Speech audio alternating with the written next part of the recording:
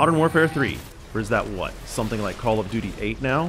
Whatever the title, I sat down to play it wondering whether this would be the end of the run for the massively popular shooter. See, many of its former creators moved on, and I wasn't sure what to expect from the new consortium of studios that created the game. Modern Warfare 3 wasted no time clearing things up for me.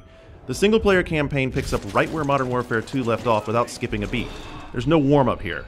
I guess that's fitting considering that about halfway through 2, I gave up on even trying to follow the story anyway and just shot my way through to the end. I might as well get right back to the action. But Modern Warfare 3 learned a little since last time. The story works this time around. It's not some dramatic masterpiece, but it succeeds as the action movie fare it aims to be. And let's face it, that's what this is. Despite the implications of the title, I never found myself in the middle of large-scale warfare.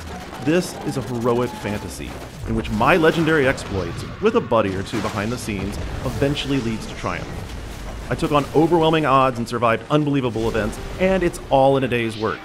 Literally, the solo game takes all of about 5 hours to get through.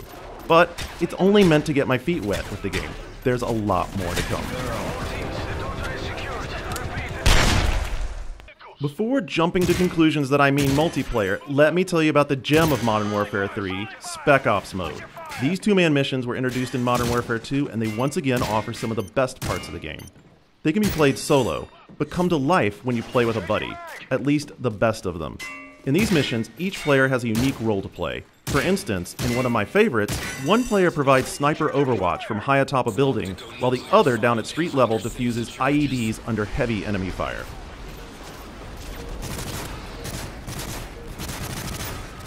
Taking that a step further, there's a survival mode now as well.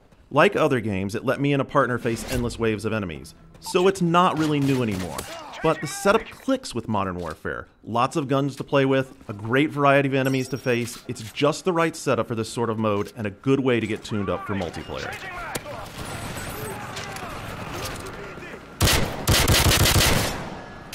And for many, that's really what Modern Warfare 3 is going to be all about. Getting online and shooting each other into the middle of the night. Now time will tell if it's as huge as its predecessors, but it looks ready to step right into the role.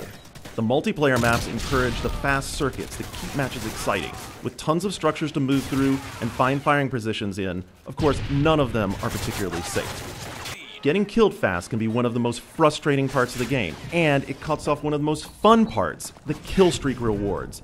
The new support streaks, though, let kills carry over through deaths, alleviating that issue. They are more team-focused, like calling in a UAV to spot enemies on the map, but there are others there as well, like a stealth bomber run, that are plenty fun to unleash. And for those willing to gamble, the assault packages bring plenty of firepower to make it worth the risk.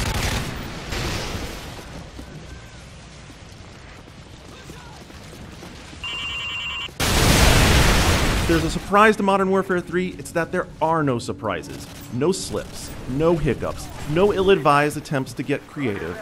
The game proves that its over-the-top reputation can easily be reduced to a replicable formula, sort of like a Duncan Hines cake mix.